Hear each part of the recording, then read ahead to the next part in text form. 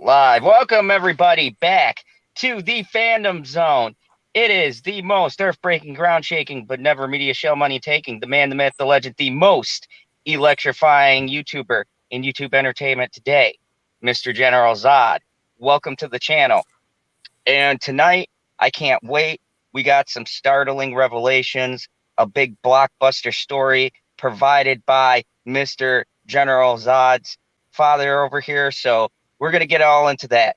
But for anyone who starts up this stream, who's over here visiting, checking us out, just want to let you know I do stuff like this every Saturday, 10 p.m.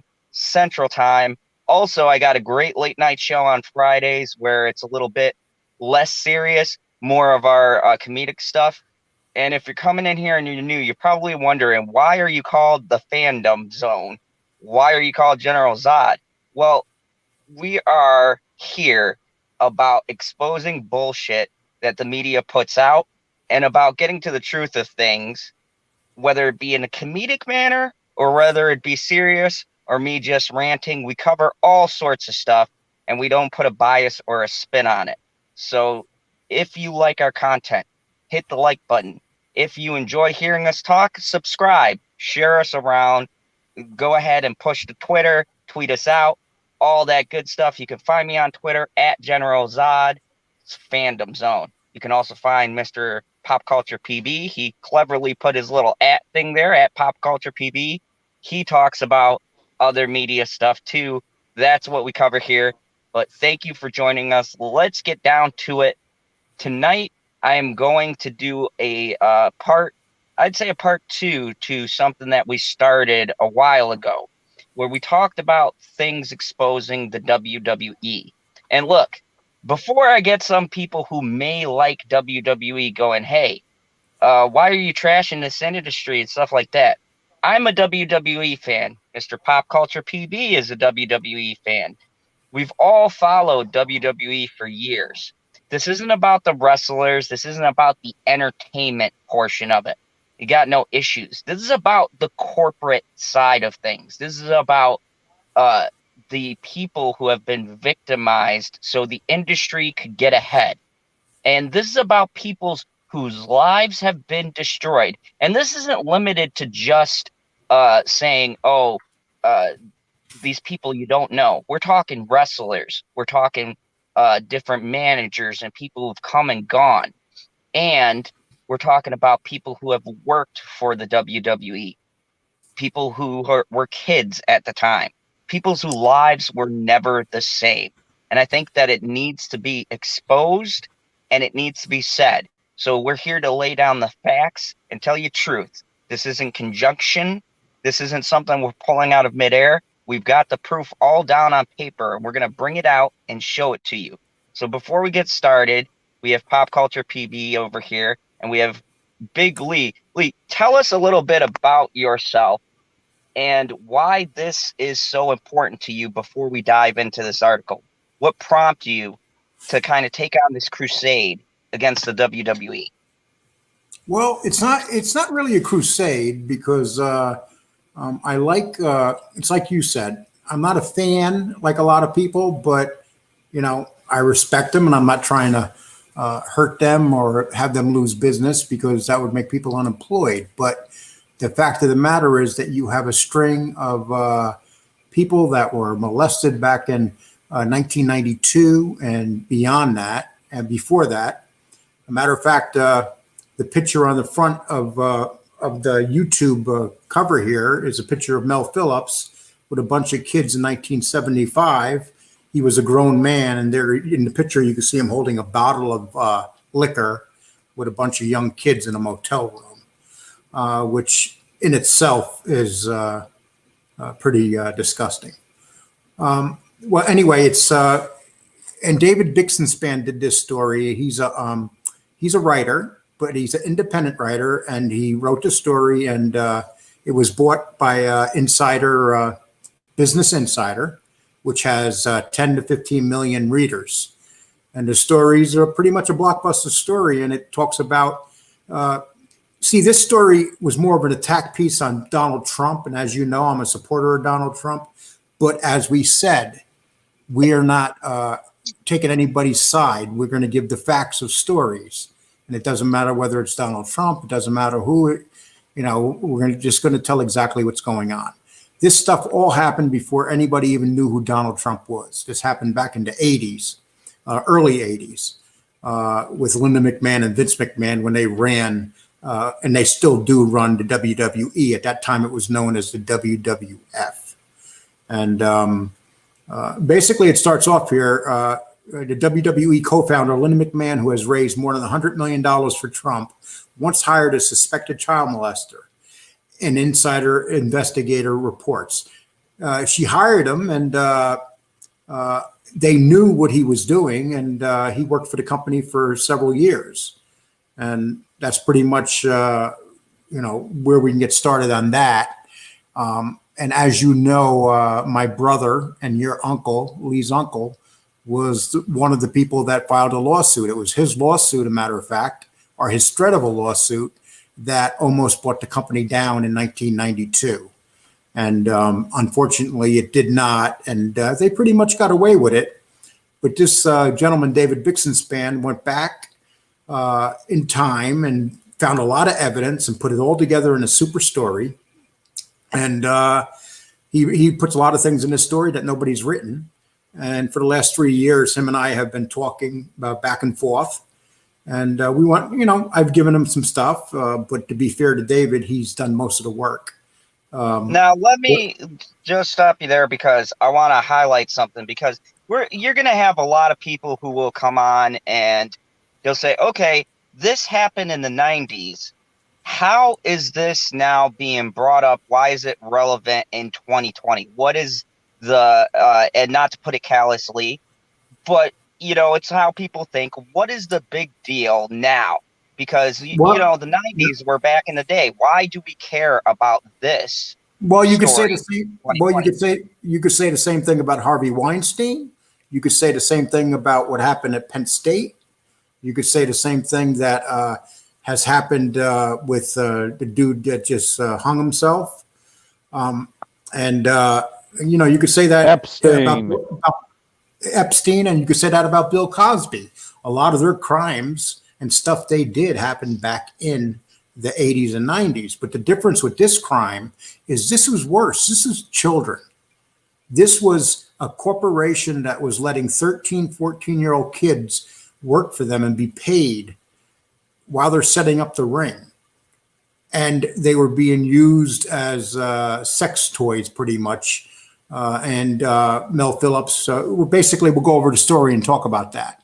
But, there is no timetable on sex abuse. There's many there's many people that have been injured in their life and have been sexually abused and never get over it. And your uncle is one of them. Oh, I 100% agree with this. And look, it's kind of ironic, and this will probably be the next question that'll be on people's minds. So I'm just going to ask it here. With everything that we got with this hashtag Me Too nonsense, outing stars, outing everyone else, and we cover this stuff, but it's kind of weird, right? You have one of the biggest corporations in the world, $1 billion industry.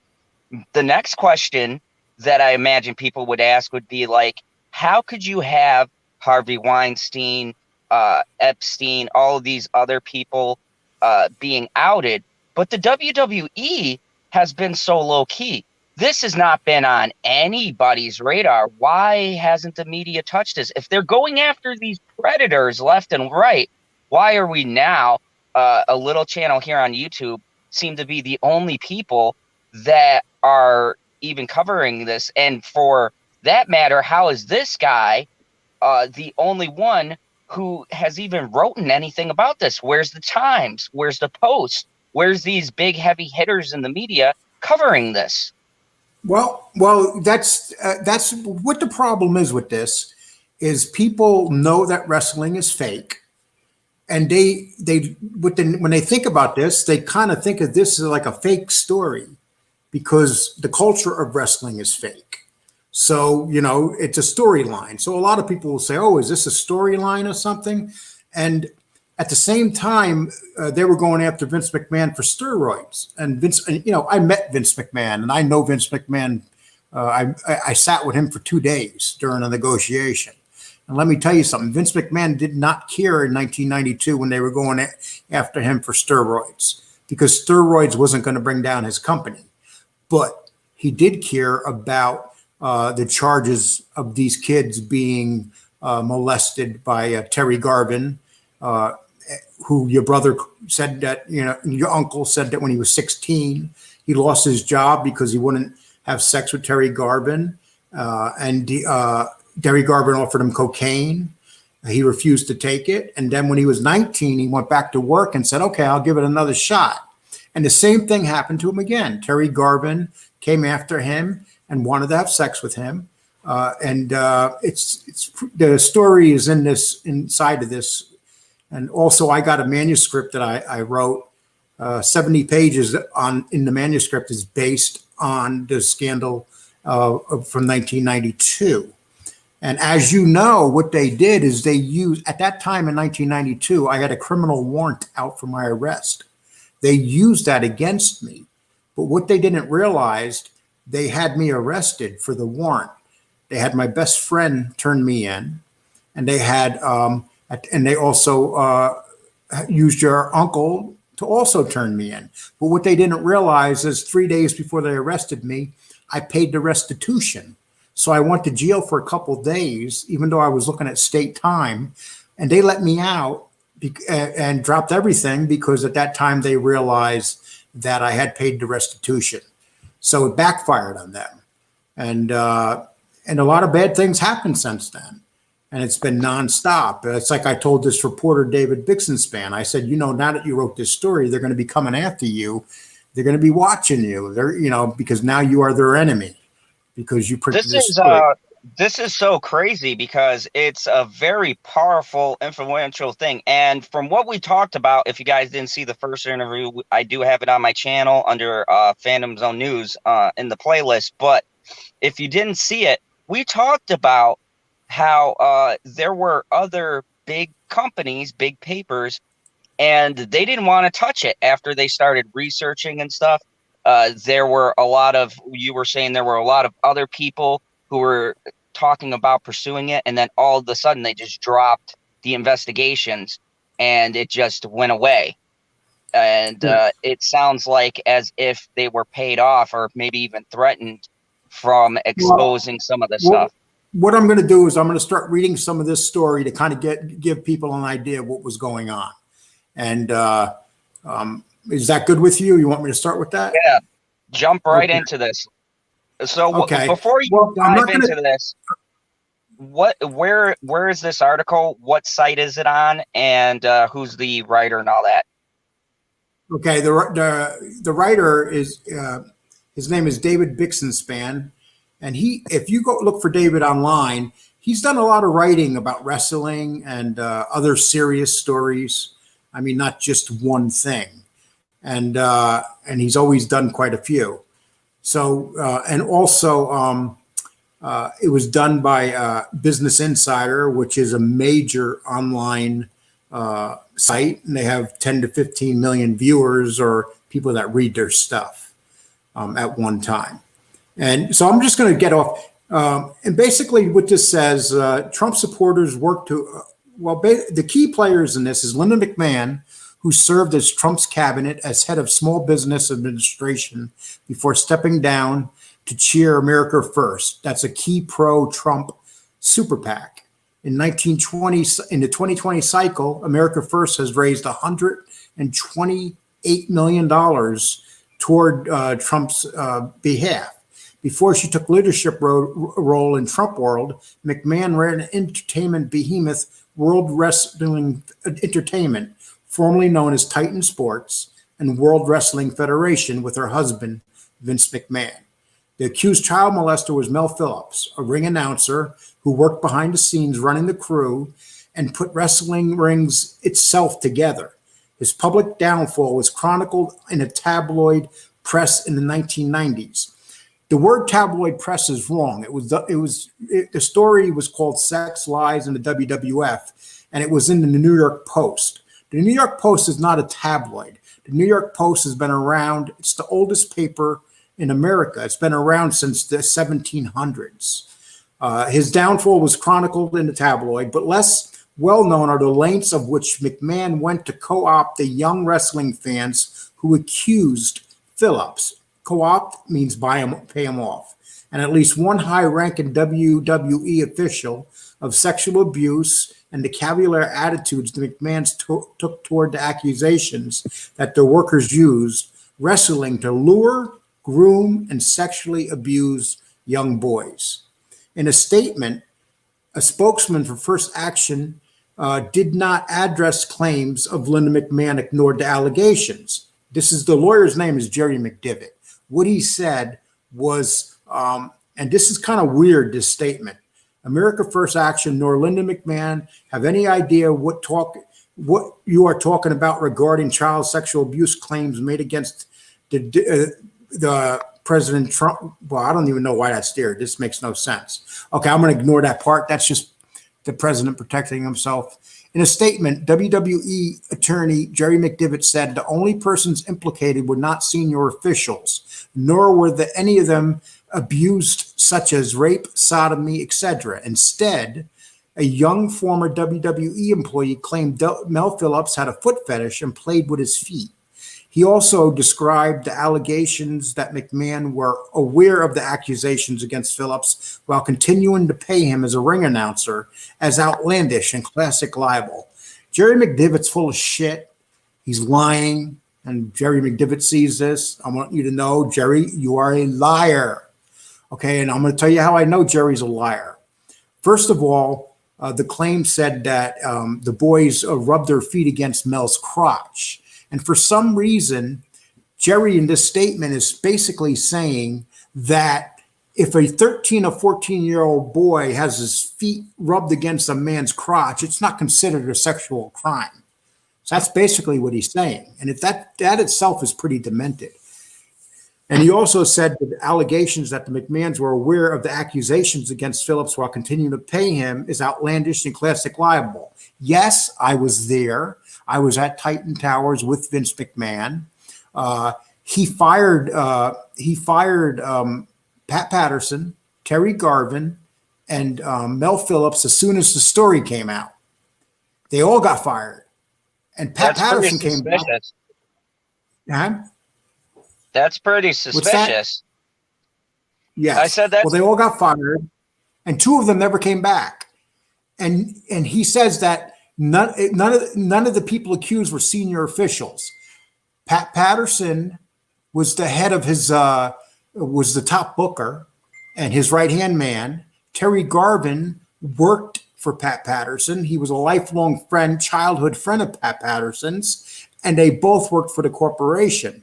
And then what Vince McMahon did and Linda McMahon is they said Mel Phillips was a contracted worker, which is bullshit. He wasn't a contracted worker because in several areas of the stories, it talks about how he had to answer to his boss and who his bosses were. So why would he, if he's a contracted worker, why would she say he had bosses in the WWE? If you're a contracted worker, you're an outside worker. No one's your boss. And basically it says, I'm sorry, this picture right here is of Mel Phillips.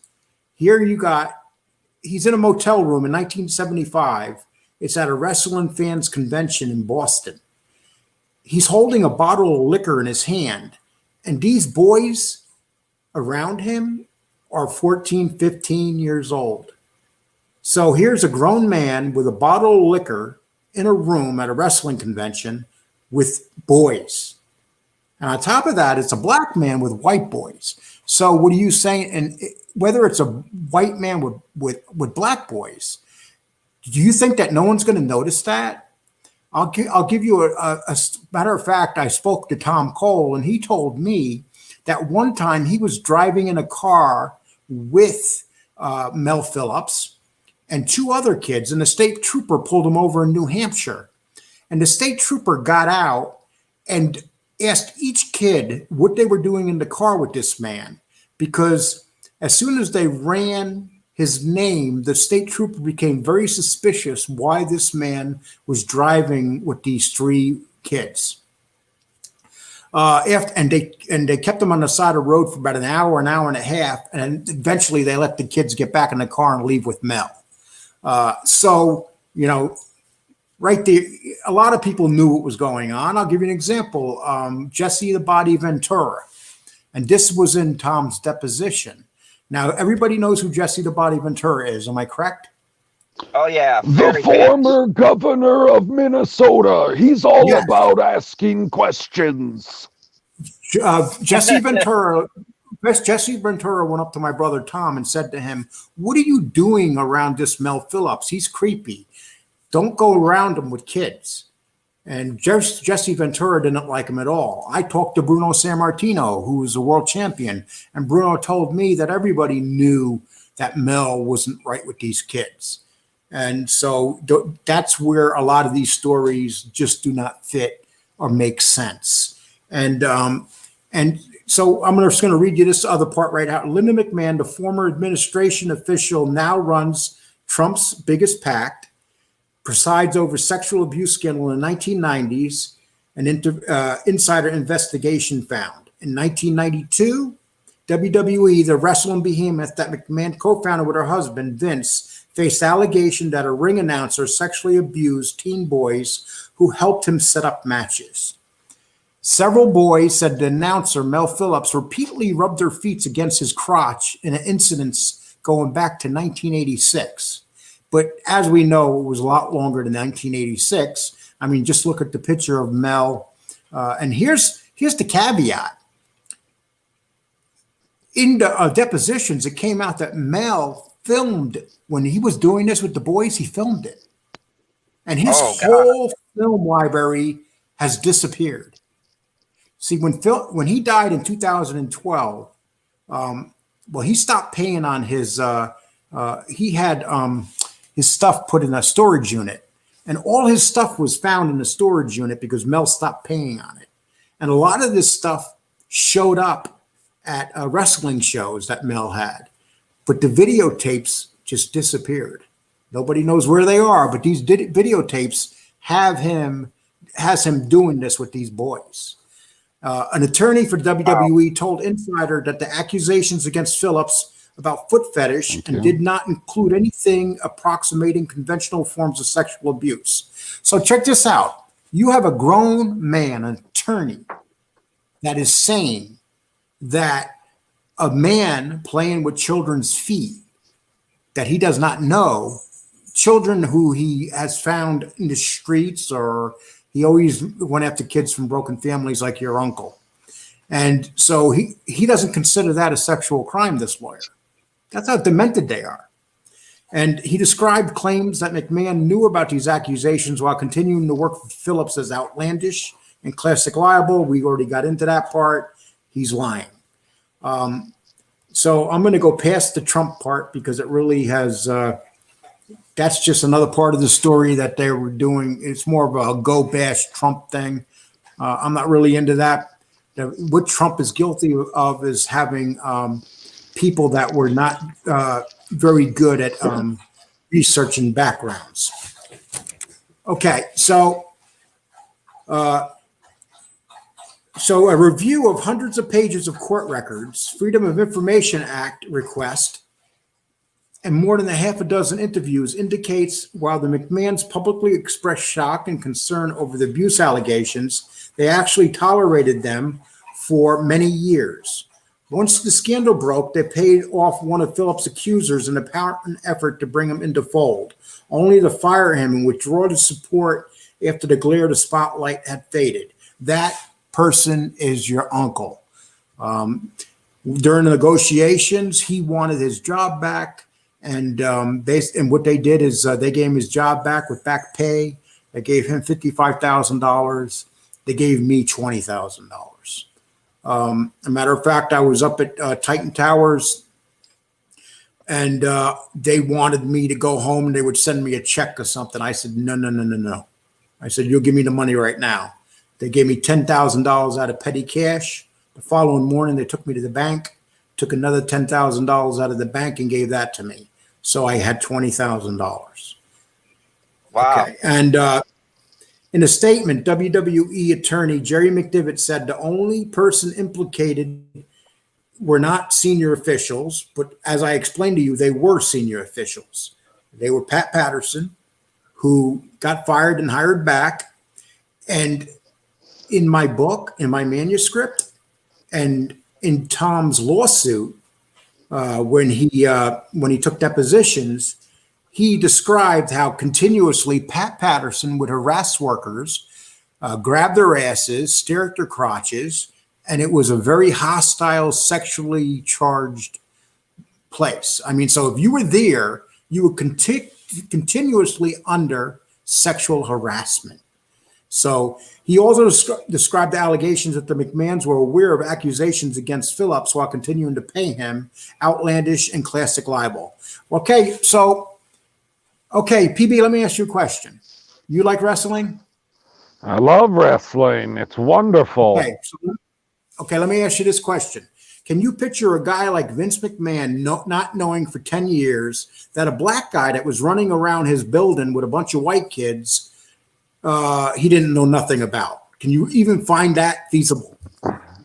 Vince McMahon knows everything that's going on in his business.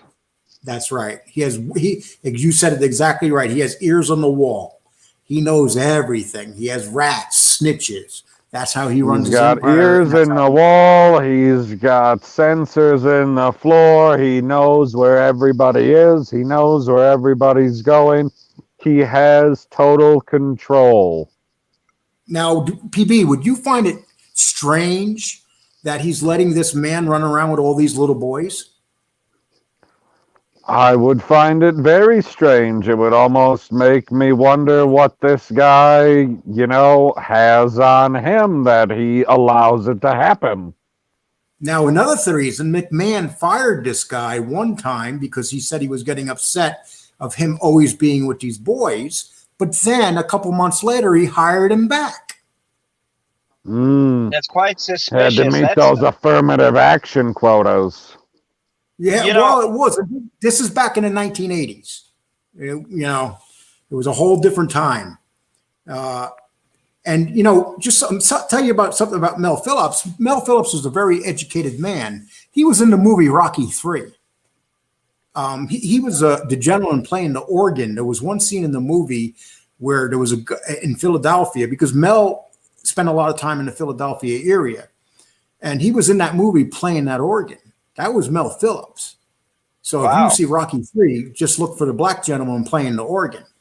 Mel Phillips was a teacher before he became worked for the WWE. And he was also not only a teacher, he was a musician.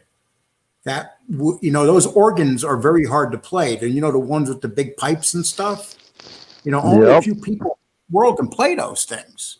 They're not very. I don't know how to play an organ with my feet. Hold on a second for everybody. We've got some people who just tuned in. I have some questions about what's going on. For everybody who's just tuning in, we're talking about the WWE and a sex scandal with children being molested going back quite a ways. It's a story covered by The Insider, and we're breaking it here. And we're just going through all of the facts, everything that's happened, it kind of shining a light on the darker side of the WWE and what's been going on for years. And the reason why I'm bringing it up now is because that was a terrible pun, guy. The darker side of the WWE. We're talking about a black guy. And how Business Insider, a pretty reputable magazine, is running this piece on this whole entire scandal that's been going down. And it's quite shocking stuff. I've been covering some more serious topics, and this to me really stuck out because in an era where everybody is shining a light on all of these terrible things going on in Hollywood, since the 80s, the WWE has skated and stayed in the darkness. Now, we're talking about a company that doesn't make millions of dollars or thousands of dollars or hundreds of thousands of dollars. This is a billion-dollar industries in toys, video games, merchandising, VHS, DVD, everything. They have their own streaming service, which is successful. And this corporation, no one has had the guts or is too afraid to break this story of this misconduct that goes up to the highest levels of the WWE, to the man himself, Mr. Vincent Kennedy McMahon. And we are breaking it here tonight because it needs to be said. And there he is, right there. There's Vince McMahon, right there. Okay, so basically, we're going to get into Phillips eventually, this is Mel Phillips, eventually recruited Chris Lose to be a ring boy. Chris Lose was a friend of your Uncle Tom's.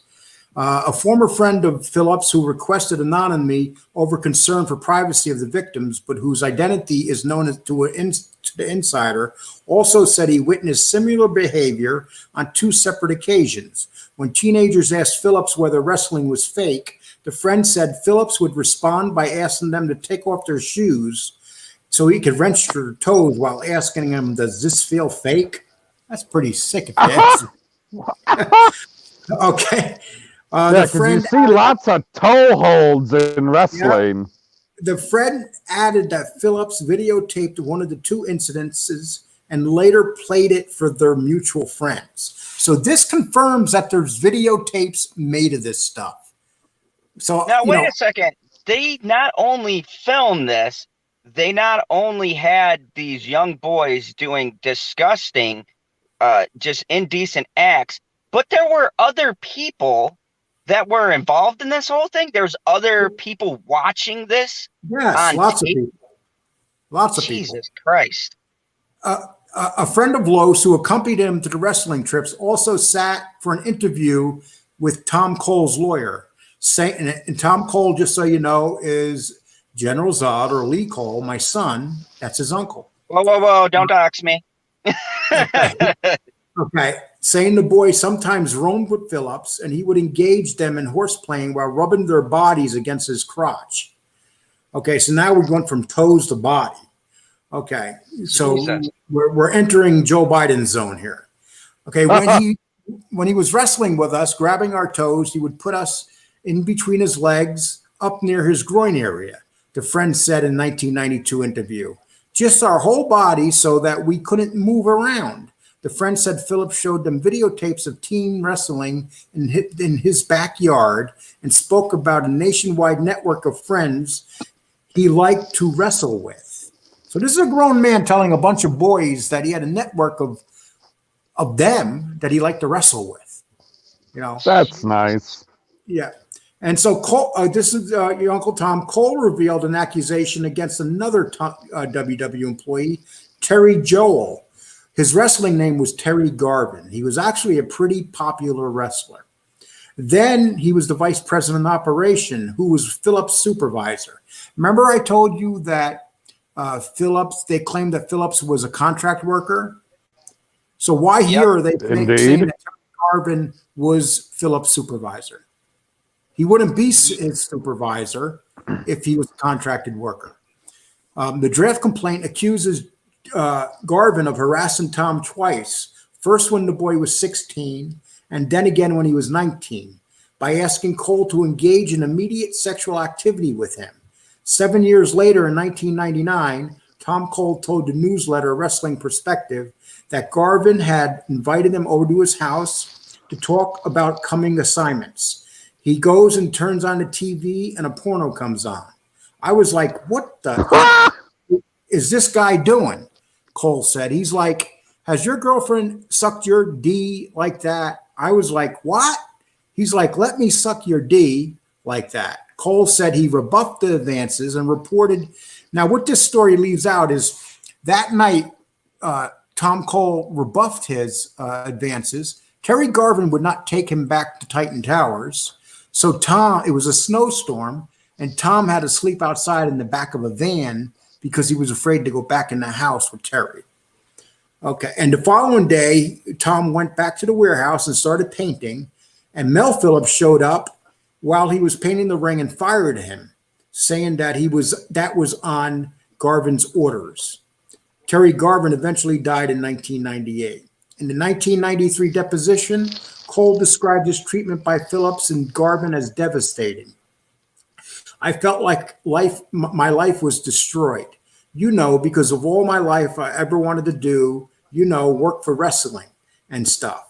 Because, I don't sleep with someone and that someone is going to molest me when you're a kid. They just like throw you out there like you're a piece of trash. And that's coming from your uncle's mouth directly. And you guys have anything to say on that? That is absolutely positively horrendous. I mean, and this is the type of stuff, and I'm sorry, this is a little personal to me, but this is the kind of stuff that, sticks with you beyond when you're a young kid. This follows you into adulthood. This affects your relationships. This is not the typical tabloid bullshit that we normally hear. This is real life, and this has an effect on people's lives and everyone that they have contact with. To know that somebody in my own family went through this, and to see that these people have gotten away with this for many, many years, and no one has had the guts to pursue this, really pisses me off. Because especially when we can pursue stupid bullshit for Hollywood actors and actresses that no one gives a flying fuck about, but this stuff is happening to real people, to real families, and no one's doing a damn thing about it, is the biggest travesty of this whole entire thing.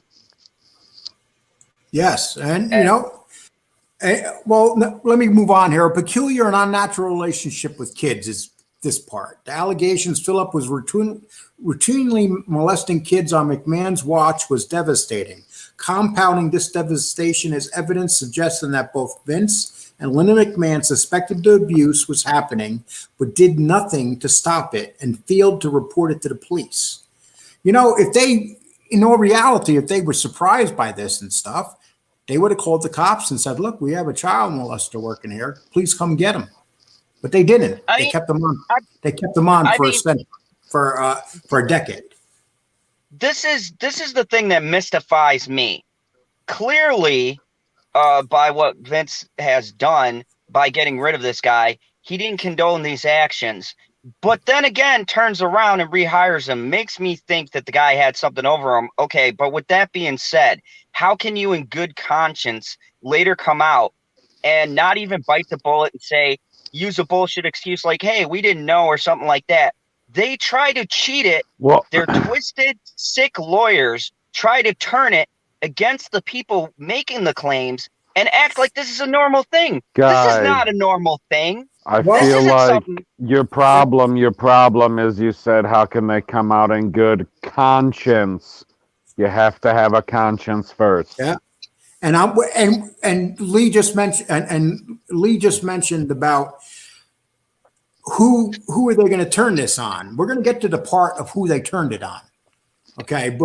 And that's going to be down a little ways. But right now, let me just do this is when Cole and Loss first came forward. Vince McMahon appeared on CNN's Larry King in March of 1992, where he said that he didn't really know what to make of it and had no idea whatsoever about any sexual abuse going on in the company. Okay, just so you do know, Tom was supposed to go on Larry King before Vince McMahon, but he postponed it the last time because the lawyer he hired was in negotiations with Vince McMahon. But Vince McMahon went on Larry King and lied that night and said, I don't know nothing about Tom Cole. He did mention Tom Cole's name and said, we just know that there's some kid out there named Tom Cole that we want to speak to. But what Vince didn't tell them is that he already started negotiation. And on a Sunday morning, he drove into New York at 10 a.m. to meet with Tom Cole's lawyer. He didn't want it. Vince McMahon is very noticeable. If he gets out of a limousine, people knows the Vince McMahon. Well, Only So he one person walks like that. Yes. So when he got into New York City, Fifth Avenue on a Sunday morning back then at 10 a.m. is dead. He knew exactly when to come there to meet with Tom's lawyer. When the New York Post columnist Phil Muchnick saw McMahon's appearance, he was irate. Just days before, Muchnick wrote in the 1992 column, McMahon had confessed in a phone call that he suspected Phillips of taking unnatural interest in young boys and even had him fired before hiring him back. That's the first time. 2 weeks ago, during pour his heart out phone calls, Muchnick wrote, McMahon told West Coast based journalist Dave Meltzer, then me, that he had let Phillips go for 4 years, let him go 4 years ago because Phillips' relationship with kids seemed peculiar and unnatural. McMahon said he rehired Phillips with the caveat that Phillips steer clear from the kids, which he did not. And I don't believe that he would hire him back unless Mel Phillips knew something. Meltzer confirmed to an insider that it was an accurate account of his call with Vince McMahon. Vince McMahon would bring a defamation suit against Muchnick and the Post a year later. That complaint never challenged Muchnick's account of the phone call. In a deposition taken part of the lawsuit, Muchnick described that there was a detailed conversation with Vince McMahon in which the WWE mogul acknowledged that he and Linda McMahon had known for some time that Mel had a peculiar, unnatural interest and attachment to children. And that's why they fired him the first time, only to let Mel return out of pity. Now, you guys know Vince McMahon. Can you take him as somebody that would hire someone back out of pity? Out of pity. Absolutely not. No. The only reason he hires people back is because he needs them. Or Yes. they are holding something over him. Vince McMahon is the type of man that would fire Steve Austin, his biggest star. He would fire Hulk Hogan. He would fire anybody. Twice. So Vince McMahon's not afraid to fire anybody. The only person he never fired was Andre, because Andre would probably sit on him and take a shit. So that's the only guy he probably never fired. Everybody that's ever worked with him at one time or another, look what he did to Bret Hart. Does he sound? He doesn't sound like a man of compassion. He had Bret Hart. I want to talk about stuff that happens in Canada. Canada's evil. Okay. So McMahon told that it was great regard. McMahon told me that he has a great regard for children. His own personal regard for children that made him get rid of Mel Phillips, Muchnick said in a deposition. He told me that he was returned by Linda. Muchnick testified Vince and Linda returned Phillips to the organization with the caveat, well, we already read that part. McMahon's acknowledgement, as described by Muchnick, that he fired and rehired Phillips in '88 is supported by available video evidence.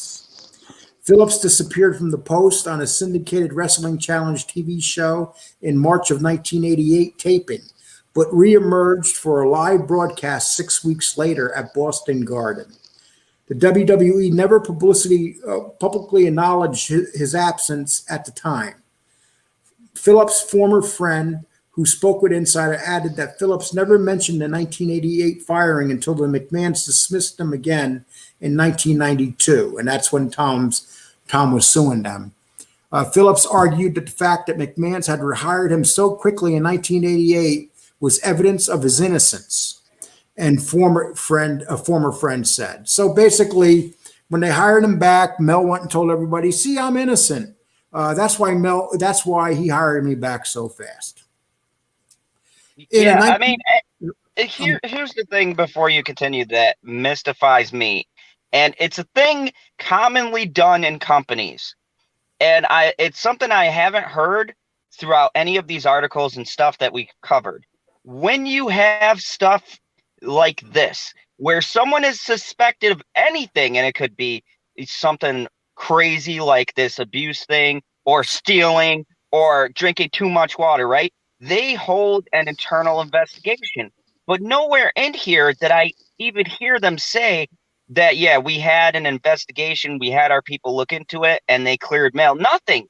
It was just they let him go, and then a couple weeks passed, and they hired him back. Their own company didn't even hold an investigation, and I would think that the WWE has done those internal investigations. If you look at some of the superstars that got let go, they say because the WWE investigated the situation and they broke some kind of clause or whatever the case may be. But with this, it's like they didn't even look into it. They just knew it was wrong, let him go, and then something in between there happened, and all of a sudden he's back on and claiming that he's innocent. Where's the proof that they even pursued it? Who did they hire internally? There's nothing. Okay, They now, probably hired those vote counters in Detroit. well, as we move on, in 1992 investigation into the scandal, Penthouse magazine reported that Phillips was once spotted in the back seat of a car in Pennsylvania performing a sexual act on an 11-year-old boy. Jesus Right? Christ. Yes. The former top WWE star Bruno Sammartino, who died in April of 2018, told the magazine that Vince McMahon was told about the incident and he had elected not to do anything. The magazine added that Phillips was briefly suspended by the WWF several years later for a similar act, possibly a reference to the temporary dismissal circa of 1988 that Munchnick and Meltzer say Vince McMahon told them about. Now, I'm going to tell you something. Both people that were involved with Mel during these sexual happenings in the car, I know both their names. And I'm not going to say who their names are because it's not right to do. If they don't want to come forward and talk about it, that's really up to them. But I met one of them back in 1993, and he told me the whole story. I met the other person also while we were investigating with a gentleman that used to be a former ATF agent, and he was a lawyer, and he was the investigative lawyer for our team during the case. Him and I met the other kid in New York, so we know who both of these kids are by name. But I'm not going to, it's not fair for me to bring their names out, so I'm not going to do it. It would not be right.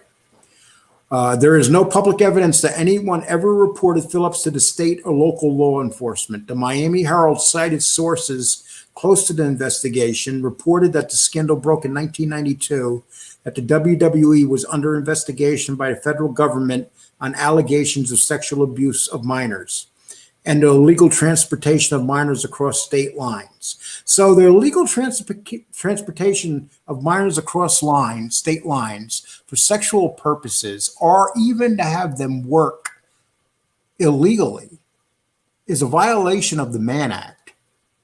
And the violation of the Mann Act actually put Jack Johnson, who was innocent, in jail. So Wow.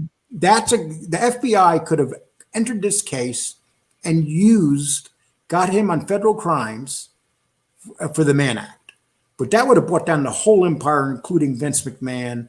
They would have lost all their contracts with at that time, I believe that was Herald Toys. I can't think of the name of it. But it was it was a main toy company back at that time. Hasbro, yes. Thank you. Cole told New York Daily News in 1994 that he had given testimony before a federal grand jury, and a former friend of Phillips who spoke with the insider said he was subpoenaed in the summer of 1993, but neither Phillips nor anyone else involved in the WWE was ever charged with abusing minors. Can you imagine that? Nobody was charged. There was barely an investigation that went on. And that's the shame part. But, you know, with all the things we see with the FBI now and how they do things pretty much just the way they do it and who they investigate when they want to investigate it, it doesn't surprise me that the FBI didn't do their job, that children were molested and they basically laid back. Law enforcement records obtained by insiders under the Freedom Act At a request from the FBI's file, Phillips yielded just too heavily. The file on Phillips yielded just two heavily redacted pages showing that the former WWE employee gave FBI information about him in January of 1993, and that agents tried to interview Phillips 2 weeks later, only to be greeted by his mother, who said she hadn't seen him in a couple days. A 1993 memo from the Behavioral Science Unit indicates the FBI had acquired a videotape of Phillips wrestling with minors, but that the tape shot in public contained no obvious sexual activity. So we have a grown man who's in his 30s wrestling with children, and the FBI doesn't find that criminal. Children that aren't even his children, children that he just met. This isn't wrestling practice, people. Yes, this is just unbelievable. For me, and you remember last time we did a story on this about 2 months ago, and we said that this story was in the works. Yes. When you hear this story, you realize how much bigger it was than when we discussed the story last time. You're talking about the FBI dropping the ball, various media outlets not covering this. I mean, this literally just disappeared. I mean, they got hit with the steroids, but that one, Vince just glazed right through, and they thought that was going to be what brought him down. But this right here, this horrendous action is just looked away from. People just ignored. The FBI, I mean, just the trafficking of minors alone, taking out the sexual abuse of the whole piece, and just trafficking minors. And you know what? Yeah, and you know what it was? The kids would be hired by Mel Phillips, and Mel Phillips would find the real pretty kids, the real handsome kids. And as you know, as your uncle back in the day, I'm sorry, he's still a very handsome guy, but back in the day, he was a really good-looking kid. So what he would do is they would start with Mel, and then as they would get older, 16 was the age that Terry Garvin would like them. So they started these kids when they were 12, 13, 14 years old and groomed them up until they were 16, and they moved on to Garvin. And then after 16, they would go up to 18, 19. If they made it with the company, then guess who's next in line? Pat Patterson. Jesus Christ. Yeah, and so we're talking a pyramid. Okay, and then it says, McDivitt in a statement said the allegations you want to rehash in order to smear Linda were, as you note, thoroughly investigated by federal grand jury over a year and a half, after which they brought no charges against anybody. Had any crime been committed by anybody, the overzealous prosecutor in the matter would have brought charges. He noted that Cole, in a deposition, said that he never saw Phillips masturbate, but did not address claims that Phillips rubbed the boy's feet against his crotch, nor did he address Muchnick or Meltzer's claims that Vince McMahon told him that he was aware of the allegations against Phillips as early as 1988, which you have to understand that when Tom went before the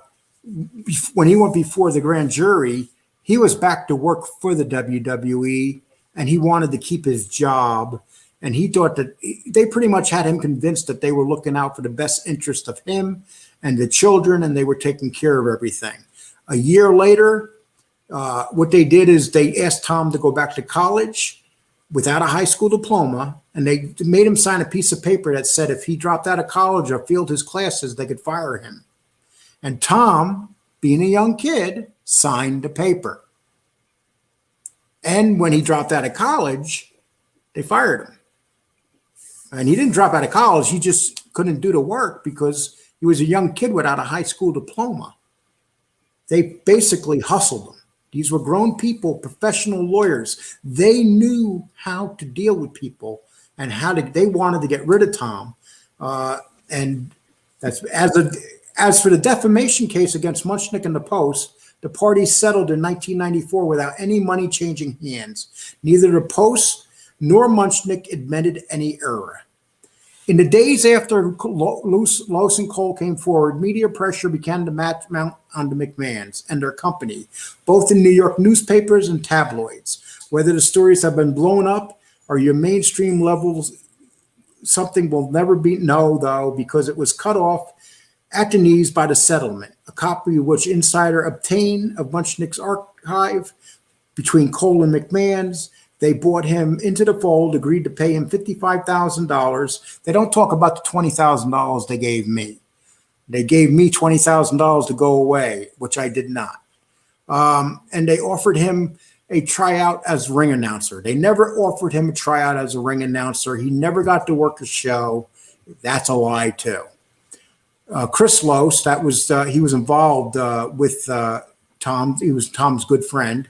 He disappeared. A former friend of his and wrestling writer Mike Sawyer wrote a letter about a ring boy scandal in 2004 in which he said Loos had been contacted by the WWF after his name got out.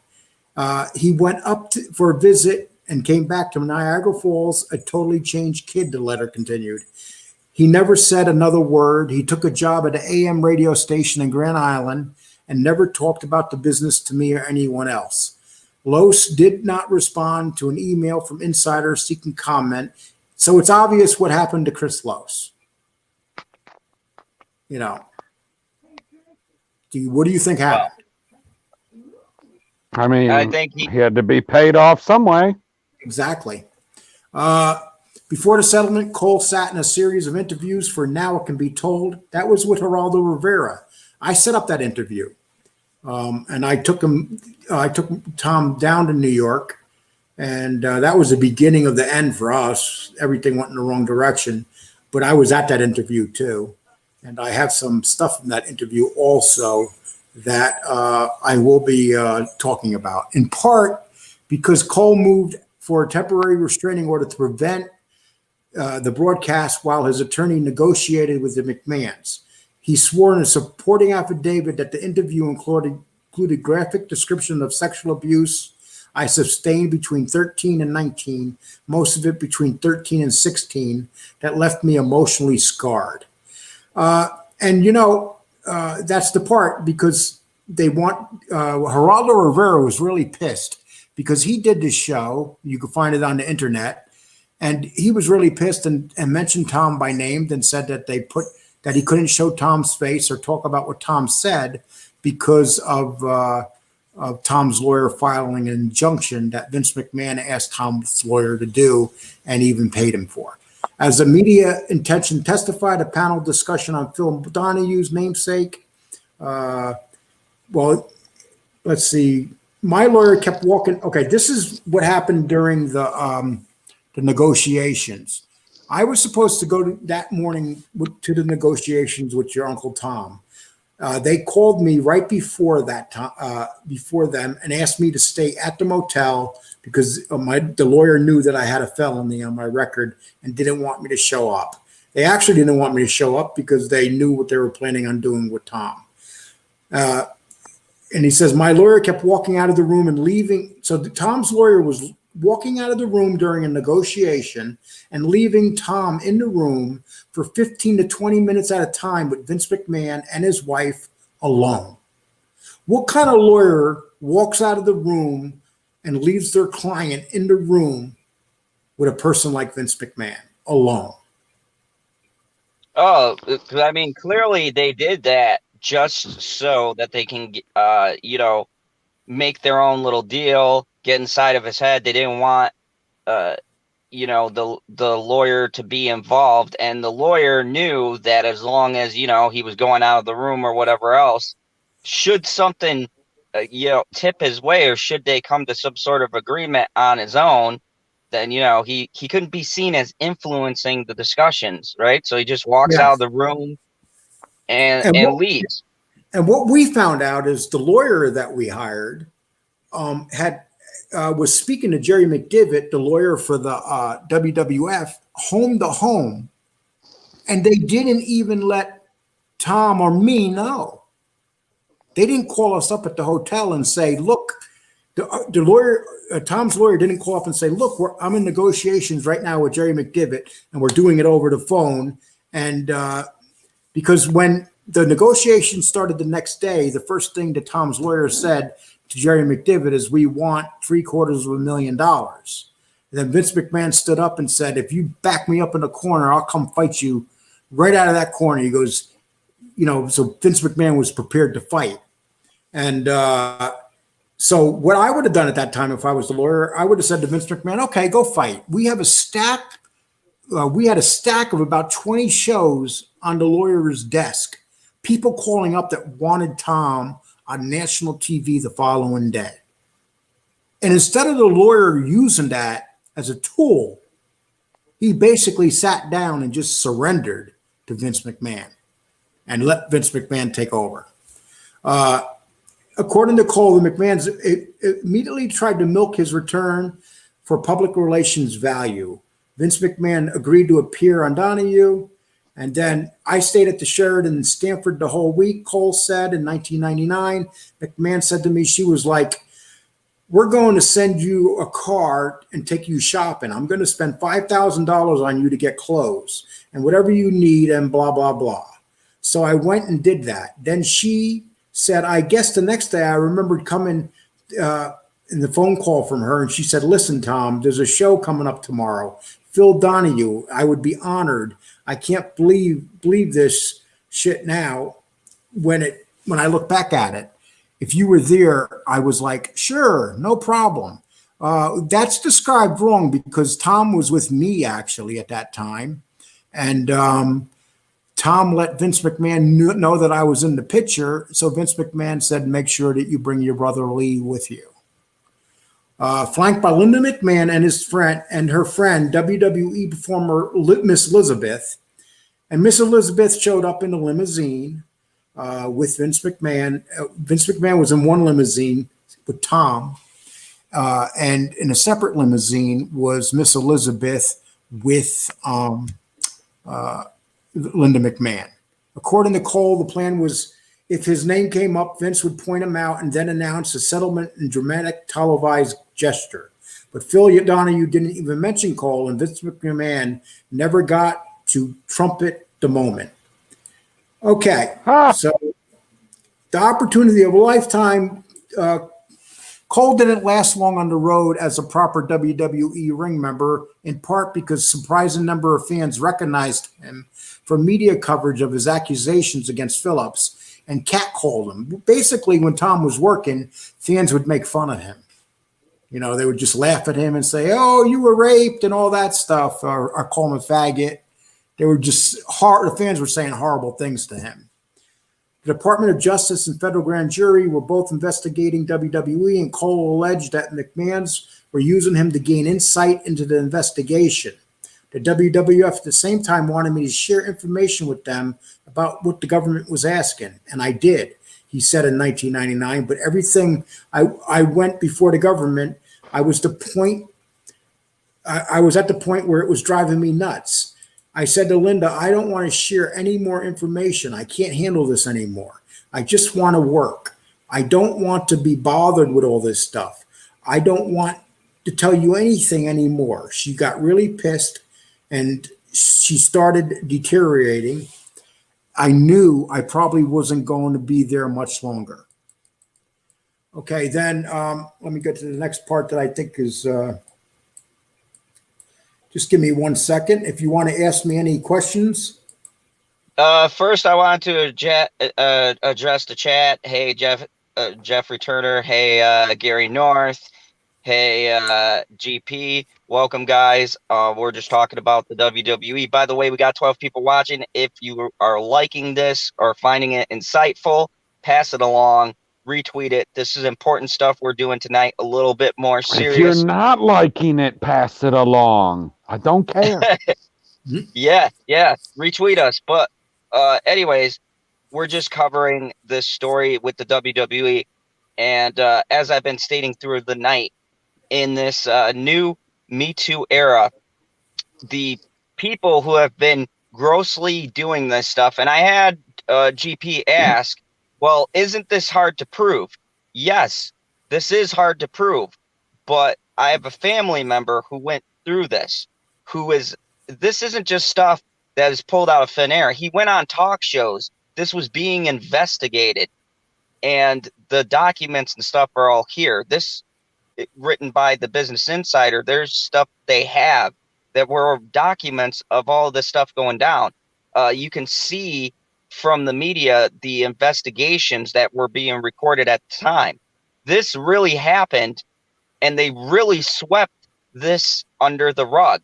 I mean, this was more low key than them giving people steroids. Just think about that. They would rather take a hit on people juicing than a child molester case and them illegally transporting minors. So people juicing only regular people care about, but if you start affecting the children, now everybody cares. Okay, well, we're going to get to now this is where I come into the story. To discredit the McMahons, seize on the fact that his older brother, Lee Cole, that's me, who had been at his brother's side throughout the ordeal, had encouraged him to go public, which I did. And they said me was arrested in 1992 on suspicion of violating his probation from a 9-year-old attempted robbery conviction. It wasn't it was a silly charge. Your Uncle Edward broke up with his girlfriend and we went back and robbed their house. And so I took the blame on it and got some charges. Okay, Lee in an interview, this is me, with insiders said that the arrest stemmed from paperwork error. Court records show that his probation was just discharged 3 days after his arrest. Tom has been and continues, this is what Linda McMahon said, Tom has been and continues to be manipulated by his brother Lee Cole. Linda McMahon said in an interview with the Charleston Post and Courier, portraying me as a Svengali who was conspiring with Phil Muchnick to destroy. I was conspiring with Phil Muchnick to destroy the company, and it's a tragedy. It's a real tragedy. Legal filings by McMahon's lawsuit against Muchnick, meanwhile, accused Lee Cole of masterminding false allegations against his company. Basically, they said that I masterminded this. I don't know. Well, that's a hell of a long game. Yeah. And I was the one they came after. And a matter of fact, what they did, when they found out I had the warrant, a warrant, Lee was with me. And I told this story once before. Lee was with me. He was 7, 8 years old. And it was on a Sunday night. The cops came to the door. So I knew something was up. I called Lee's mom and took him home. And the following day, the police came to the house and arrested me.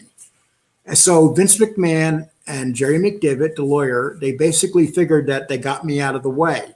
But what they didn't know is that I paid my restitution with the money that I got, part of the money that I got from Vince McMahon and the WWE. So they didn't know hilarious. This. So they thought I was, their lawyer was so sure that I was going to jail 4 to 8 years. And my best friend, Steve, is the one. They had Steve fly on a plane going to, and I got this all written down in a confession from my friend Steve. Tom called Steve, and he went and took a plane to New York, to Stamford, Connecticut, met with the WWE lawyer, Jerry McDivitt, and they planned on having me arrested and getting me out of the way. So here's this company planning on getting me out of the way. Just a little shit like me. So think about that. As Cole's, and then when your brother seen that he was, when your uncle seen that he was going to be pushed out of the company, he wanted to leave the building, and they locked him in the building and wouldn't let him leave. And so basically, he left and then filed for unemployment. And he recounted in 1999 that the company claimed he was ineligible for unemployment because he was fired for non-payment of a company's cell phone bill, and repeatedly fought the claim. Linda McMahon personally made an appearance at one hearing to the contact. Can you imagine Linda McMahon showed up at an unemployment? Linda McMahon, a billionaire. That's all. Wow. That's how much. Wow. That's how much she hated me, and that's how much she hated Uncle Tom. The Coles were their worst enemies ever. You know, I kind of take that as a lot of pride that some little shits like me and your uncle had these people on their toes, and we had them beat, and we let them go. I brought up the subject. Here's what Tom said. I brought up the subject of what I had gone through with molestation when I was a kid, from sexual harassment to anything else. Cole said in 1999, describing the hearing, Linda hated the fact that I brought that up and said, that has nothing to do with this. That's not pertinent to what's going on now. I said, but it is. This is why my job turned out the way it did. It is pertinent to what's going on. The court agreed with me, and they agreed I could bring those things up. And then, after the lawsuit fizzled, Cole vanished from the public eye until 1999, when he sat for a Wrestling Perspective interview and eventually appeared as both a caller and guest at the time for Dave Meltzer's. Do you guys know who Dave Meltzer is? Oh, yeah. Okay. Yeah. Okay. Dave Meltzer, I don't like him because he always makes fun of your uncle being abused, sexually abused. He's not a nice guy. He claims that he cares, but when it comes to sexual abuse, it doesn't seem he understands what victims go through. Dave Meltzer only cares about you caring about his opinion. Yes. Yep. And you know what? When and just let me tell you another thing with the wrestling people in this. When all this came out, all the wrestling people tried to jump on board. For years, they knew what was going on, and none of them had any balls to say anything because Vince basically was their bread and butter, and they lived off wrestling stories. I thought you were going to say that they didn't have the balls because the steroids shrunk them. Yeah. Well, guys, just lots of guys in the wrestling world. I'm not going to start naming them. They know who they are. I met with one in New York one time. And what I try to do is stay away. Matter of fact, when they put me in jail and I got out, I was so pissed. Do you guys know who Curtis Sliwa is? I do not. No. Curtis Sliwa is the founder of the Guardian Angels in New York City. Lee, do you know who Curtis Sliwa is? No, I know the Guardian Angels. Okay. Well, I think you guys should look up the name. Well, Curtis Sliwa, he started the Guardian Angels, and he also has a top radio show back then on WABC. I was so pissed that when I got out of jail, I called up his producer, and the following day, I was on his radio show telling him on the radio what they did to me by having me arrested. And so when I was telling him this, Jerry McDivitt sent a letter to Curtis Sliwa, and it said, Lee Cole's on your show right now. We want you to stop the show. We don't want him on your show. And Curtis Sliwa said on the ear, they just sent me, Jerry McDivitt just sent me a threatening letter saying that they don't want Lee Cole on my show. So you know what I'm going to do? I'm going to keep Lee Cole on my show because I don't like nobody telling me what to do.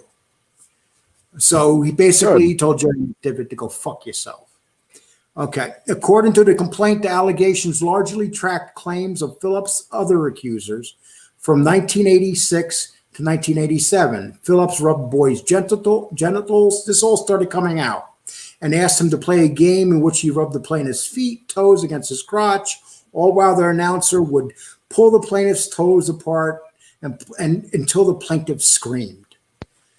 Both sides moved jointly for dismissal in 2001, likely. So, in a statement, McDivitt said, I have no recall of this suit, as it was no doubt a frivolous suit. I do know that we did not settle with the other claims in 1999 at any other time regarding such matters.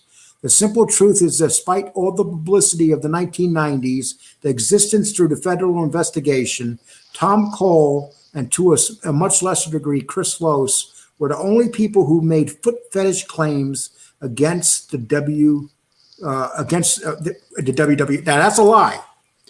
And I'll tell you how I know it's a lie, because I was with Tom when we did. I was with Tom at the lawyer's office when we did depositions, and we had a few other people come out and talk.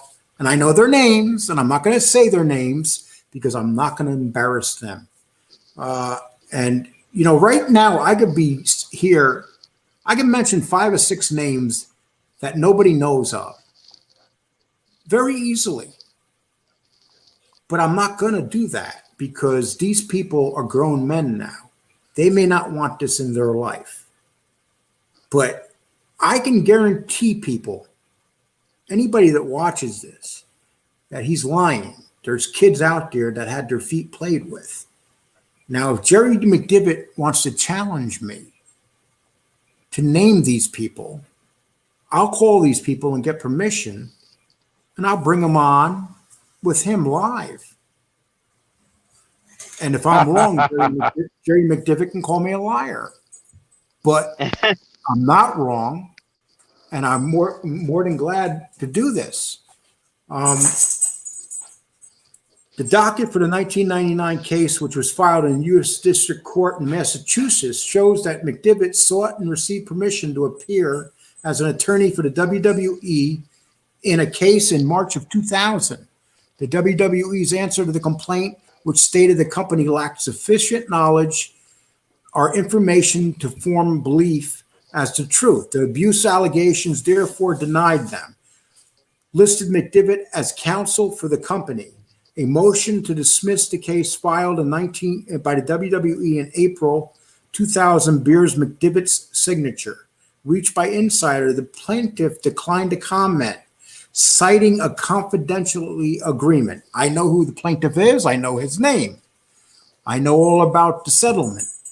So basically, they settled with somebody, and it was much more than him getting his feet played with by Mel Phillips.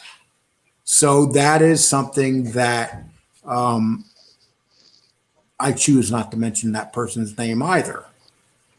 So if there's like a laser on my head as I look out the window and a red dot on my temple, I know why. Okay. You have your computer in a room with windows? Huge mistake. I know. Now, here's where this gets complicated.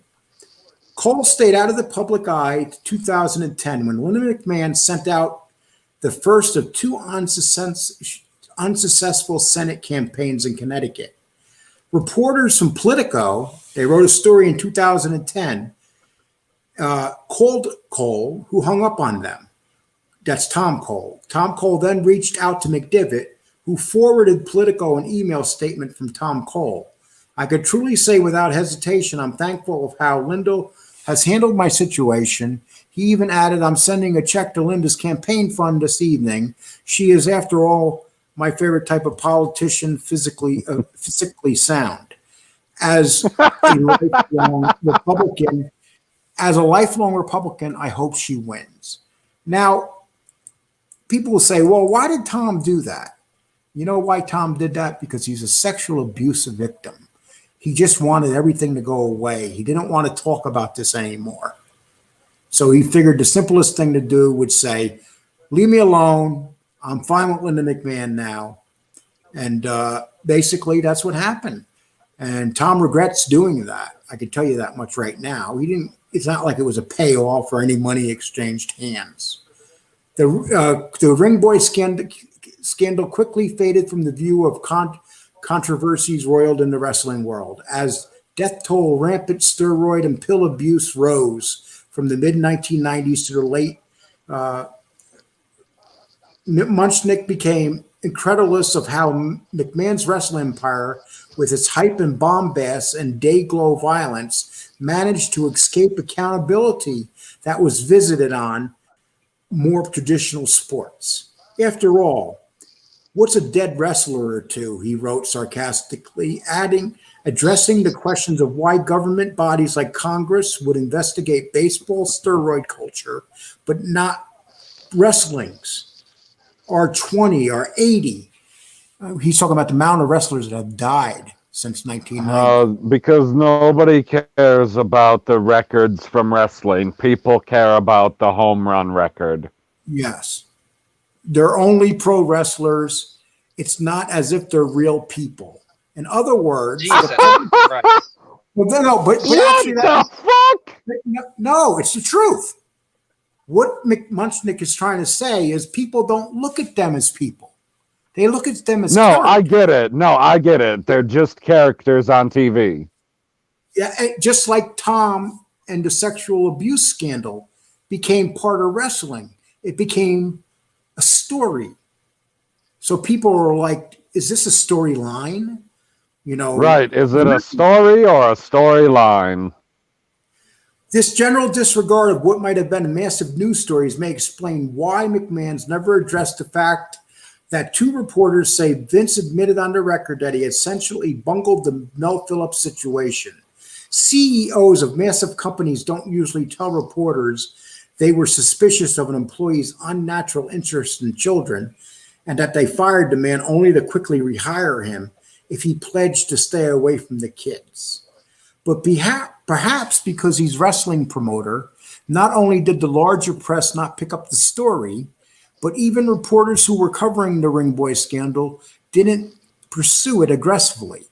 Once the scandal fizzled out, McMahon's returned to their attention to suing reporters and media outlets, implicitly sending a message that scrutinizing WWE was an unpleasant consequence, while tending to the day-to-day business of selling ritualized conflict, demonizing enemies, and manufacturing myths of heroic masculine dominance.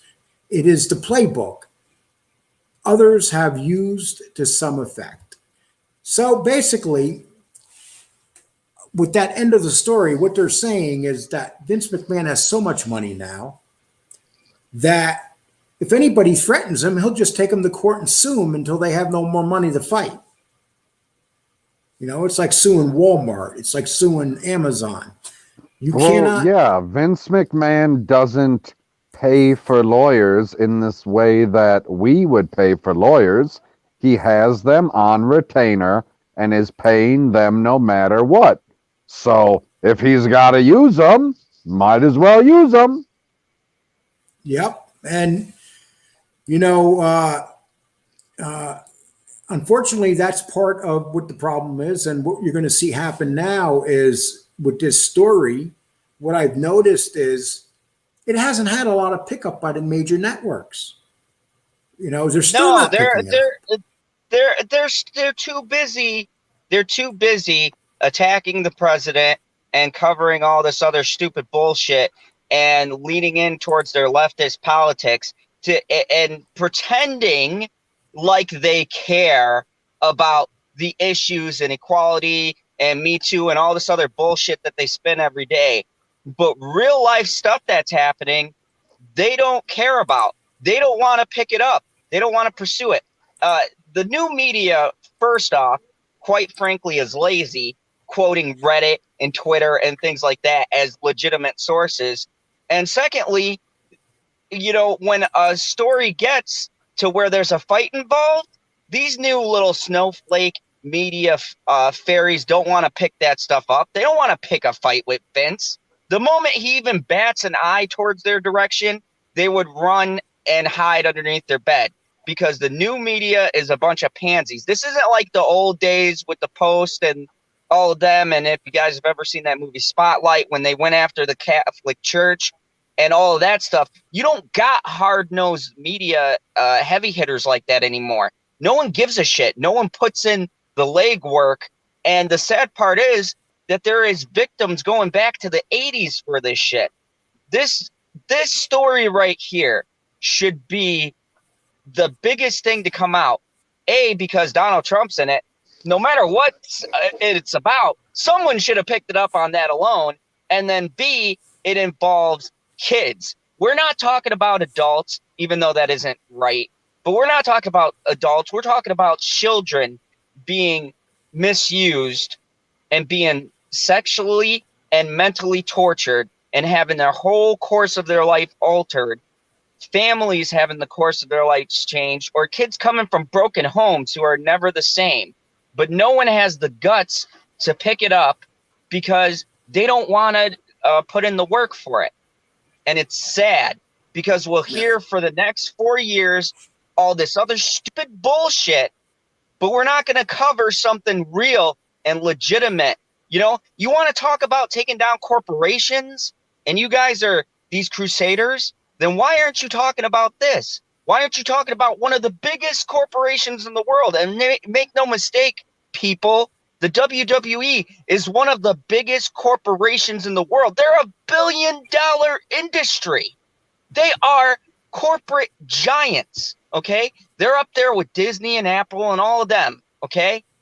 And no one's talking about them. Just like no one will go after Disney, no one will go after Apple, no one will go after these guys because now they control the media, they control the story, and no one has the guts and the courage to stand up and say anything about it. But we do here because I got 410 viewers, and what are they going to do to me? Good luck finding me. If you can find me in my driveway right now, then credit to you. But I don't care. This is what this channel is about. This is, you know what? This news that we do is to cover actual stories. But this is shit that ABC, NBC, Fox, all of the other ones should be doing. These are the stories people should be doing. And these little media hacks don't have the courage to do it. Let me talk to you. Let me talk to you about a couple. Okay, Business Insider, when they did this story, there were several things that I talked to the reporter about that were supposed to be in the story, and then they were pretty important things. One was the proof that they set me up to be arrested, the evidence, the letter stating from my friend Steve that the WWF wanted me arrested. And they did that because they thought at that time I was writing a book. Now, Business Insider had this information, and they refused to put it in the story. There was a couple other parts they refused to put in the story too because their lawyers told them not to do it. And so I said to the reporter, they write these horrible stories about the president, and they say we heard from a source. But here I am offering them evidence and proof, but that's not enough for them to print stuff. And then another thing, Linda McMahon, when she went on Trump's cabinet, what they decided to do, that they were gonna that when she got voted in to be on Vince's cabinet, everybody else that was voted in just made it by 1 or 2 votes because at that time there was one more Republican on the board than. You're moving all over the place, Lee. Okay. Okay. So what happened was they decided that Linda McMahon they were going to put through, and she ran 2 Senate races in Connecticut against Democrats, and both these Democrats voted for her, even though they knew about the charges with the kids. And I knew they knew about the charges with the kids because Richard Blumenthal's camp contacted me and wanted information about the scandal. And also the lawyer, when she ran for the first time in Connecticut, that Senate's campaign people got a hold of me too. And both times, your Uncle Tom asked me not to talk to them about it. So I listened to him and I didn't talk to them about it. But they knew what Linda McMahon was accused of, and they still voted her on to the cabinet, even though both these Democratic liberal senators knew that this conservative Republican was accused of this. And that tells you a lot about Washington. Even though they knew what her company was accused of, they still voted for her. So that is also, so they know about these kids and stuff, and then, it's evident from that story that some bad stuff happened to quite a few kids, not just 1 or 2, like Jerry McDivot's saying. It was more than one or two. And Right. like I This said, is just you telling your personal story. We have no idea how many are actually involved, and we'll never know. I mean, you're well, going back to the 80s, from the 80s until the late 90s. There's so many people we probably don't know about that have gone through this, or have been that paid off, or been paid or off. or have been paid off. Yeah, to say absolutely nothing. And you know what? When you're a kid and you've had this happen, you don't want to be in the spotlight. You don't want to admit because you're an abuse victim. And earlier when I did the Johnny Depp story for this, we talked about abuse and abuse victims. And there's this mentality that they develop, and it's that they don't want to relive this. They just want to forget about this, and if it means being paid off and saying nothing but living a quiet life, then that's what to do. And do you really blame them? Who wants to relive some grown male doing these horrendous acts to you? Who wants to think about that? and And a and lot, God only knows how these kids coped with it. We don't know how many and wound up doing drugs, drinking. what they did also, you got to remember, these kids were street kids. They went after a particular type of kid. These were tough street kids. They weren't your average child. And these kids, they lived in the streets and they had to survive a certain way. To some of them, this was not really much of anything because they went through it their whole lives. This is what they do. They had a certain type of people they went after. And so Mel made sure that they were from broken families, which is unusual about this. Chris Lose, who is in this story, he came from a very good family. As a matter of fact, his brother was a lawyer. So he did not fit the mold of what was going on. But Tom, he fit the mold. And Tom even had friends that went with him from Yonkers to shows, and Mel pulled it on his friends. I know the name of a few of his friends. And years later, they're still alive. One's dead. But some of them lived very tragic lives, and God knows whether this had something to do with them having tragic lives. Oh, no, I'm sure it had absolutely nothing to do with it. Not one bit. Yeah. This whole thing is sad. It's upsetting. And, I'm glad that we have a chance to talk about this because, these things need to be said. And the sad part is, unfortunately, our media and journalists are dead and they're not going to say it. It's up to us who have a platform to come out and speak against these things. And, I'm going to start to wind this down because we've been going for about an hour and a half. I Well, like to keep it. there's one thing. Generation Productions says, yeah, true, but also, what about the women? I am sure there would be women predators in WWE just as much as men there too. Well, actually, there were several women that came forward with cases against McMahon. And actually, if you go on YouTube, you would find the name of a couple of them who claimed that they were raped or sexually abused. And there were even male wrestlers, and there was a lot of rumors. So you don't want to live off rumors, but usually with rumors, some of them are true. But the sexual abuse that went on, you got to look at the WWE. Here's a business where, okay, Jimmy Snuka murdered his girlfriend. Vince McMahon shows up in Pittsburgh or wherever the murder took place. And Jimmy and Snuka's not charged with the murder for another 30 years. And by the time I was going to say, you're selling him short. You mean Hall of Famer Jimmy yes. Snuka. And by the time they charged him with the murder, they had to drop the case because he had Alzheimer's. And then he passed away. And then you had Owen Hart, who fell and died in the middle of a ring while doing a very dangerous stunt. Then you had how many wrestlers from the 90s have we heard, in the 80s, have we heard about dying in a motel room on drugs? I And mean, just think about it. In the there's motel another whole room, nother there's a whole nother aspect too, is that you had said earlier they don't look at the wrestlers as people, some of these people who write these things, right? But you had these guys who, whether you think wrestling is real or not, them taking their It falls is is real. very real. Them being slammed against stuff and hit constantly every night is a real deal thing. And so many of these guys take multiple painkillers, have done numerous amounts of drugs, drink constantly, and that's just to dull the pain.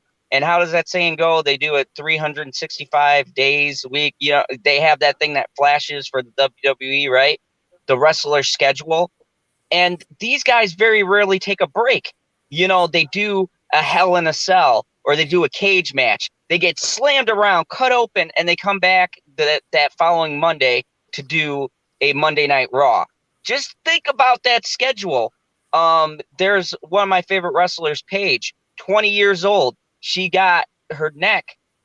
She got a disc that slipped in her In neck, right? Wisconsin, we call it getting sterling sharped. yeah, but we have I, to remember about Paige. That disc didn't seem to bother her too much with her head bobbling up and down. I hate to say that, but Hey now, hey, you're Paige, talking about my girl there. yeah, she was everybody. She was everybody's girl. She was everybody's girl, Lee. I don't know if I'd want her as my girl, but uh, but He's got a thing for the accent. the biggest tragedy though, is Chris Benoit. Chris Oh, Chris Benoit. Benoit, that is Let me such a finish. sad story. Chris I Benoit. was wondering if you were going to say that. I was going to say, and that's not even mentioning the big Just so you know, story. Chris Benoit murdered his wife and he murdered his son, and then he killed Then he himself. murdered himself. Yes. So, Chris Benoit. So when you think about a corporation that's had all these things happen, can you guys think of any corporation that's had what's happened to the WWE? And can you think of one corporation ever that's had the tragedy and the deaths and the overdoses, the drugs and the steroids and the murder? Can you think about Well, any of them that's I had mean, that? we'll never know. Those are all the companies that Trump filed bankruptcy for. Well, I don't get that. But anyway, I'm sorry, I don't get that, PB.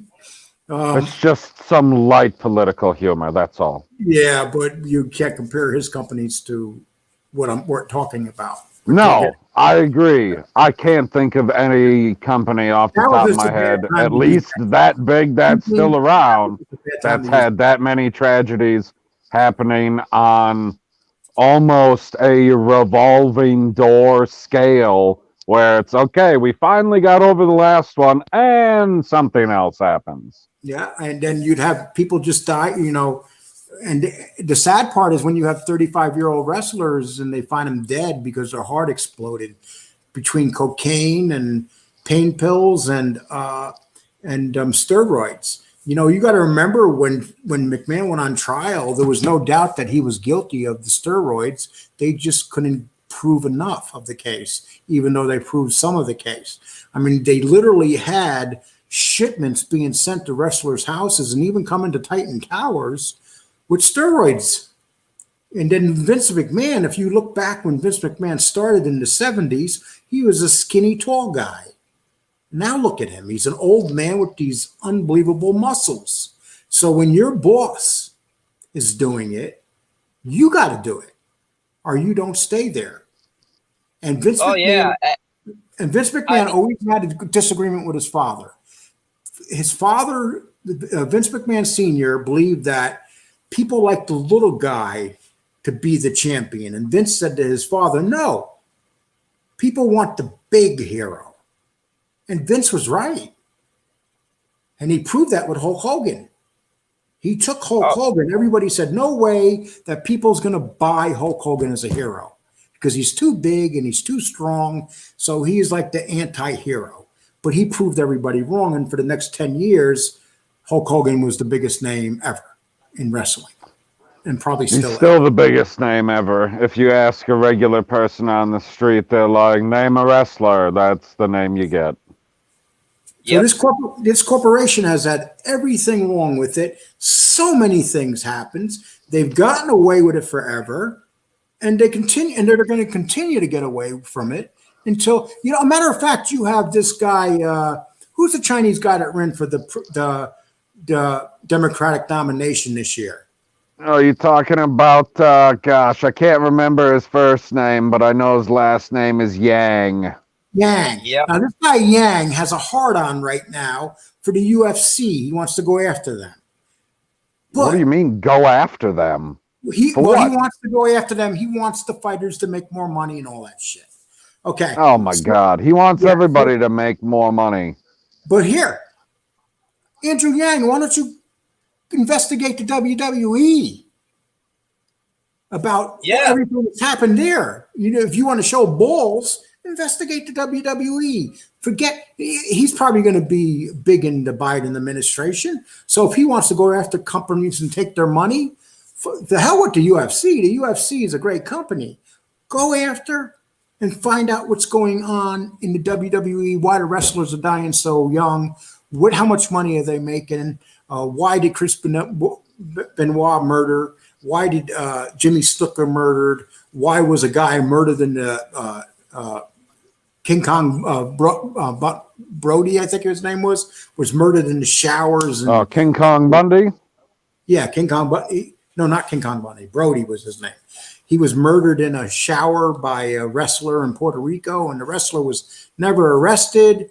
I mean, there's so many things you could talk about. The Von Erich brothers. I mean, you can go on and on. All these people at one time or another were in the WWE. At that time, it was the WWF. So why don't they go find out what's going on with this? Vince McMahon's a bad man. He's a bad man. There's nothing good about him. His wife's a bad woman because she knows what he did. She knows about those boys and what happened. They allow their daughter to have her tits flop out in the middle of the show.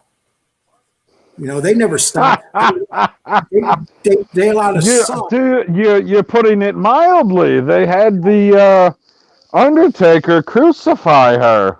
Yeah, I mean, think about like the racist, like how racist is Vince McMahon when he has a parrot jump around on a black man's shoulder, and every black wrestler jumps and bobs and weaves his way to the ring. Who's more racist than Vince McMahon? Oh, but I love the character of the Godfather. Coming out with all those and stuff. Yeah, I mean, we could go on this forever, but I do want to start to wrap things up. I like to keep things in that hour time frame, and we covered a lot. We're way over an hour. Relax. Yes. Yeah. Well, this is and I've got things to do, so okay. Well, I want to kind of start to wind things down. What we need to do too is next week. What I like to do is I have 70 pages written about the lawsuit and stuff from the actual perspective of myself and my brother and exactly what went on. And I have some names too I want to talk about. And what I like to do next week, now that we did this story, next week I like to do this story, what actually parts of the book to tell exactly. There's so many things we left out with the lawsuit that the book would explain. I have a manuscript and I have about 60, 70 pages that I like to go over, and all the cover-ups that was done, the payouts that were done, a lot of things that nobody's ever heard of. And I released some of these pages to some reporters, but I never released the good ones because I know most reporters are sleazy and are never going to do anything with it anyway. And this is Lee's show, so if he decides that's what he wants to do next week, that's what I like to do. I think that's a great idea, and I would definitely like to pick this back up. We may have some other special things coming for these Saturday broadcasts, so stay tuned. I'm going to go and pursue this as much as we can because it's important and we need to talk about it. So let's go around the table, get you guys' channel. I'll do my plug. I want you guys to all sit back, pass this along, let people see this. This is important. And I want you guys to kind of think about the gravity and everything that we've talked about, because we went through that article. It's on the Business Insider. You can go on their website, check it out. And I mean, this is a thing. This is not something we're making up, not something pulled from the air. This is going back from the 80s. So I want you guys to really push this video, push it forward, let people know, because this is important. And, you know, these people need to pay for the horrendous things they've done to all of these kids, to their wrestlers, to anyone who's worked for this just disgustingly despicable corporation that doesn't give a shit about the people that it employs. It just cares about money, and it's a soulless, heartless machine that's chewed up so many people and spit them out with not a regard in the world for their lives or to even see them as human beings. So I'm going to start with you, Pop Culture PB. What do you got for us? What's coming out? All that stuff. Start with someone else. Well, I'm good right Great. now. I'm good right now, but I like to say one thing that, you know, to Lee, and when Lee mentions this company and how this company spits out, remember, this was a company that was willing to have a brother and a friend turn in their brother and send him to jail, thinking that this brother was going to go to jail for 4 to 8 years. That's how evil this company is. They were willing to put a human being in jail for 4 to 8 years just to get him out of the way.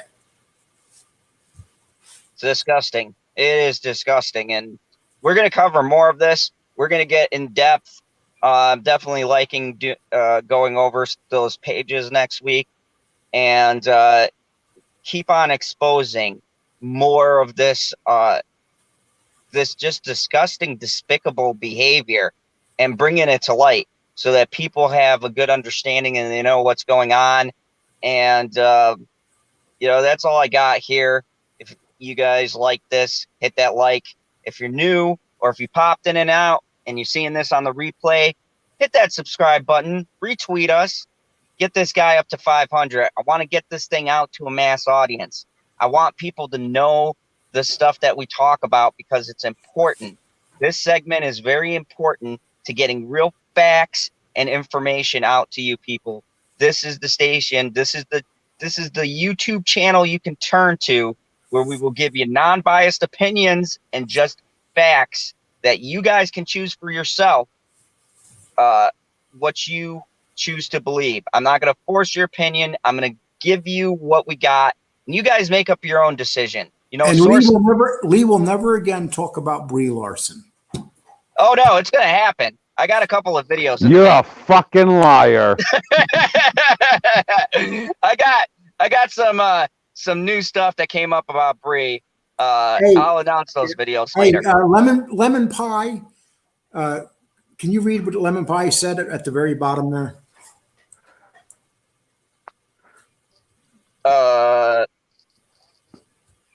Except for Kojak the Night Stalker.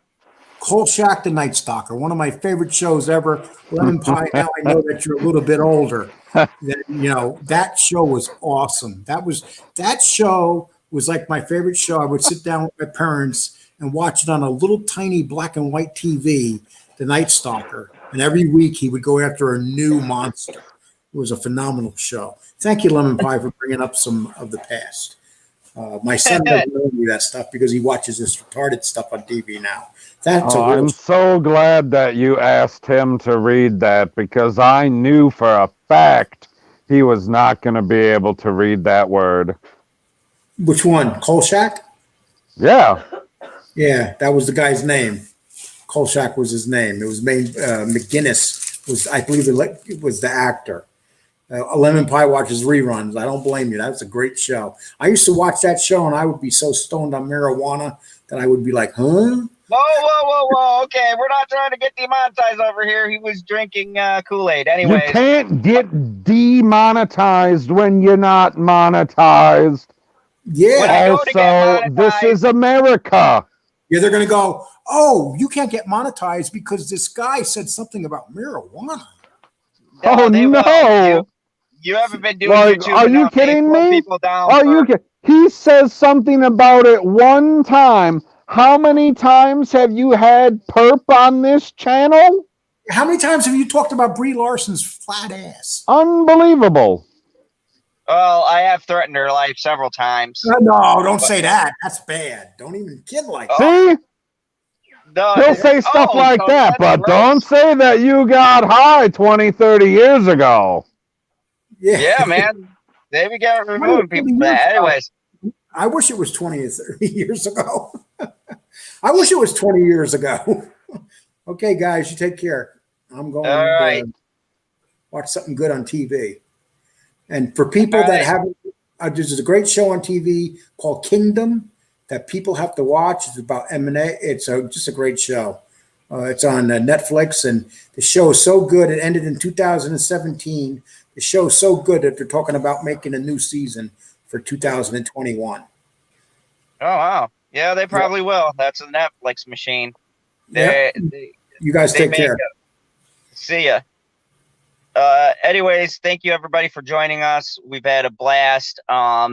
And I got a couple of things that are going to be coming out. I'll be doing my normal late night talks. I'm going to be doing some videos through the week. I haven't figured out what my first set is going to be, but I've been going through and editing my gameplay videos because apparently showing gameplay for Wild Rift, each match is like 30 minutes. So I have to like cut them. And yeah, it's a little bit more complicated doing gaming videos, apparently. So I'll be doing some stuff on that. I'm going to be talking about some new entertainment stuff that I've been seeing, some wacky shenanigans. And of course, late night talks on Friday is kind of changing. We're going to be doing Mando Friday. We're going to be talking about the Mandalorian and giving you a in-depth review on Friday night. Let you guys talk about what you thought about the episode and all that. I think it's a good time because people get a chance to actually watch it. So we're not doing spoilers. You've already seen it. And if you haven't, then you can go and watch it because it's only 20 minutes and then come back to my channel and tell me what you think. But anyways, thank you very much for watching. And as always, remember the only rule here in the fandom zone: kneel before General Zod. Fuck off!